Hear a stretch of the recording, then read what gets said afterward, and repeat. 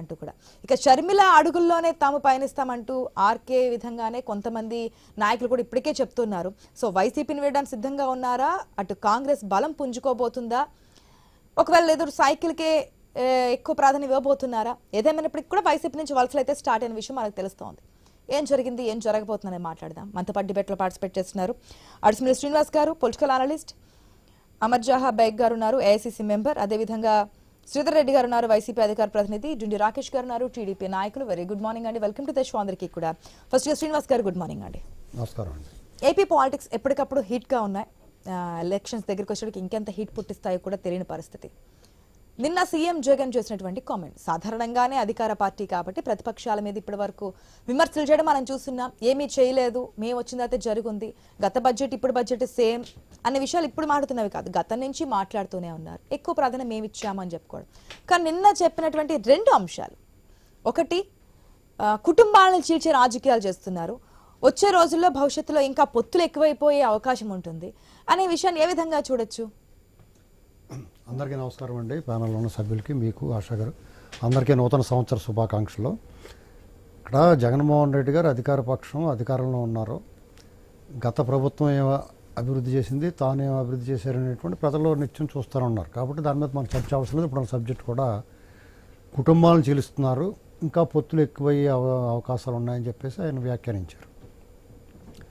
కుటుంబాలను ఎవరు చీల్చారండి? ఎవరి కుటుంబాలను ఎవరు చీల్చారనేటువంటి సమస్య వస్తుంది. సాధారణంగా ఇప్పుడు జగన్మోహన్ రెడ్డి గారు ఇప్పుడున్న నడుస్తున్నది ఏంటంటే, షర్మిల గారు జగన్మోహన్ రెడ్డి గారితో విభేదించి బయటకు వచ్చారని ఆయన మాటకు అర్థమై ఉండొచ్చు. ఛానల్ నుంచి గత 3 ఏళ్ల నుంచి కూడా వాళ్ళ తల్లిగారు, చెల్లి కూడా తెలంగాణ రాష్ట్ర రాజకీయాల్లో పాల్గొన్నారు. షర్మిల గారు తర్వాత వాళ్ళ అమ్మగారు కూడా ఆవిడ ఆయన చెల్లెలతో పాటు ఉన్నారు. షర్మిల గారు ఇక్కడ తెలంగాణలో ఒక పార్టీ పెట్టారు, పాదయాత్ర చేశారు, నిత్యం అధికార పార్టీని విమర్శించారు. At the same time Congress కూడా విమర్శించారు, అందరినీ, బీజేపీని అందరినీ విమర్శించారు. తర్వాత మరి ఏ కారణం చేత కానీ ఆవిడ ఎన్నికల్లో పోటీ చేయలేదు. తర్వాత చెప్పారు దాని కారణం, కాంగ్రెస్ గెలుపు కోసం మనం అడ్డం ఉండకూడదని చెప్పేసి నేను పోటీ చేయలేదని చెప్పారు, వ్యతిరేక ఓటు చేయకూడదని చెప్పారు, క్లారిటీ ఇచ్చారు. తర్వాత మరి ఇప్పుడు ఆంధ్రప్రదేశ్ రాజకీయాల్లో తను పాల్గొనబోతుందనేటువంటి వార్తలు వస్తున్నాయి. ఇవాళ రేపు కాంగ్రెస్లో జాయిన్ అవుతున్నారు, కొన్ని బాధ్యతలు తీసుకుంటున్నారు ఆంధ్రప్రదేశ్ కాంగ్రెస్కి సంబంధించి అని చెప్పంటున్నారు. డెఫినెట్గా కాంగ్రెస్ కొంచెం ఊపు వస్తుందండి. ఎందుకంటే వెంటిలేటర్ మీద ఉంది ఒక రకంగా ఆంధ్రప్రదేశ్లో కాంగ్రెస్. తెలంగాణలో అధికారంలోకి వచ్చింది, కర్ణాటకలో అధికారం వచ్చింది. ఆ ఊపు ఉత్సాహం డెఫినెట్గా కాంగ్రెస్ శ్రేణుల్లోనూ నాయకుల్లోనూ ఉంటుంది. వాళ్ళకి షర్మిల గారు వల్ల మాత్రమే కాంగ్రెస్ పునర్జీవం పొందుతా అంటే అది కాకపోయినా ఖచ్చితంగా ఊపు ఉత్సాహం వస్తుంది వాళ్ళకి. కాంగ్రెస్ గ్రాఫ్ కూడా మెల్లమెల్లగా పెరుగుతుంది. ఆంధ్రప్రదేశ్లో కూడా వాళ్ళకి గాయం, కాంగ్రెస్ మీద ఉన్న కోపం, ఆగ్రహం కూడా మెల్లమెల్లగా తగ్గుతుందేమో. కాలం చేసిన గాయం కాలమే మాన్పుతుంది అనేటువంటి సందర్భంగా ఇప్పుడు గాయానికి వందేస ప్రయత్నాలు కూడా చేస్తున్నారు కదా, ప్రత్యేక హోదా.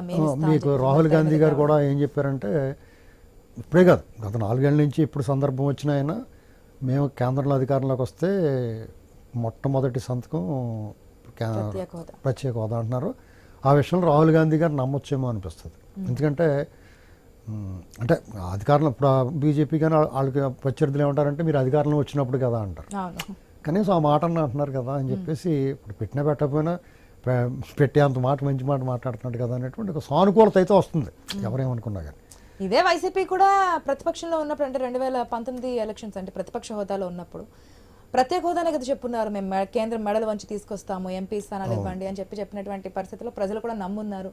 కానీ ఆ కుటుంబంలో చీలిక తెచ్చేది ఎవరంటే ఏం అనుకోవచ్చు? ఆ మాట వచ్చింది అనుకోండి, డెఫినెట్గా కుటుంబంలో జగన్మోహన్ రెడ్డి గారు, వైఎస్ ఫ్యామిలీలో చీలిక తెచ్చే సాహసం బయట ఎవరు చేయరండి. అంతర్గతంగా వాళ్ళ మధ్య ఉన్న విభేదాలు ఉంటాయి. నేనేమనుకుంటున్నానంటే, డెఫినెట్గా ఒక కుటుంబంలో సాధారణంగా వచ్చి ఈగోకి సంబంధించిన ఒక సమస్య వస్తుంది. అది ఆస్తులకు సంబంధించి వస్తుంది, అధికారానికి సంబంధించి రావచ్చు. ఇప్పుడు వాళ్ళ నాన్నగారు చనిపోయిన తర్వాత పార్టీ పెట్టాడు ఈయన. జగన్మోహన్ రెడ్డి గారు జైల్లో ఉన్నప్పుడు ఈవిడ ఆ పార్టీ కోసం కష్టపడింది, నాకు అధికారంలో వాటా, తర్వాత అధికారంలోకి వచ్చాడు ఆయన, నా అధికారంలో వాటా కోరుకుని ఉండొచ్చు ఆవిడ. అలాగే వాళ్ళ నాన్నగారు అధికారంలో ఉండగా కొంత ఆస్తులు సంపాదించుకున్నారు బాగానే. ఆ ఆస్తుల్లో వాటా కోరుకుని ఉండొచ్చు. జగన్మోహన్ రెడ్డి గారు వాదనలోనూ ఒకవేళ ఆయన ఇవ్వకపోతే, ఆవిడకి పంపకం చేయకపోతే ఆయన వాదనలో కూడా న్యాయం ఉంటుంది. ఎందుకంటే ఒకవేళ నేను సంపాదించింది అక్రమాస్తులు అయితే కనుక అని అందరూ కోర్టులో కూడా ఎస్టాబ్లిష్ అయింది కదా, ఆయన వాయిదాల మీద ఇప్పుడు బెయిల్ మీద ఉన్నాడు, అది పూర్తిగా నిర్దోషిగా బయటకు రాలేదు. అలాగని చెప్పేసి మనం అది పూర్తిగా నిర్ధారణ అయ్యే వరకు కూడా దోషాలను, కానీ నిందితుడు ఆయన. నేను కదా జైలు శిక్ష అనుభవించాను, 6 నెలల పాటు జైల్లో ఉన్నాను, కాబట్టి ఇది నాకే ఇప్పుడు మంచినా చెడైనా ఏదైనా సరే ఆ కుటుంబానికి సంబంధించి ఉంటుంది, కానీ దీంట్లో రాజకీయ పార్టీల ప్రమేయం ఉంటుందా? మిగతా రాజకీయ పార్టీలకు సంబంధం ఉండదండి ఇందులో. అయితే ఇవన్నీ మాట్లాడుతున్నప్పుడు ముఖ్యమంత్రి గారి నోట్లోంచి ఆ మాట వచ్చినప్పుడు ఏం ఆలోచిస్తారంటే, అవును మరి మీ నాన్నగారు ఉన్నప్పుడు రామూర్తి నాయుడిని బయటికి తీసుకొచ్చి ఆయనకు ఉన్న అనారోగ్య సమస్య మీద బయటకు తీసుకొచ్చి మాట్లాడించారు, అలాగే రామోజీరావు అబ్బాయిని చేత ఏం మాట్లాడించారు. ఇప్పుడు ఇక్కడ రాజకీయ ఇప్పుడు ఎమ్మెల్యేలు లోకల్గా నాయకుల విషయాలు చూస్తే జ్యోతుల్ నెహ్రూ గారు తమ్ముడు, చింతకాల అయ్యన్పాత్రి గారి తమ్ముడు, ఇలాగ అనేక మంది ఉన్నారండి చెప్పుకుంటా పోతే. దేవినేని ఉమా తమ్ముడు, ఇలాగా వీళ్ళందరూ ఇప్పుడు కుటుంబాలను చీల్చే పని ఎవరు పెడతారు? వాళ్ళకి ఏదో సమస్య ఉంటుంది. ఆ రోజుల్లో ప్రతి కుటుంబంలోనూ ఏదో విభేదం ఉంటుంది, మనస్పర్ధలు ఉంటాయి, మనస్తాపాలు ఉంటాయి, చిన్న చిన్న వైరుధ్యాలు ఉంటాయి, విభేదాలు ఉంటాయి. వాటిని కొంతమంది సైలెంట్గా వాళ్ళలో వాళ్ళు తేల్చుకుంటారు, సైలెంట్గా పక్కన ఉన్న వాళ్ళని కూడా కెలికి బయట తీసుకొచ్చే చరిత్ర ఉంది.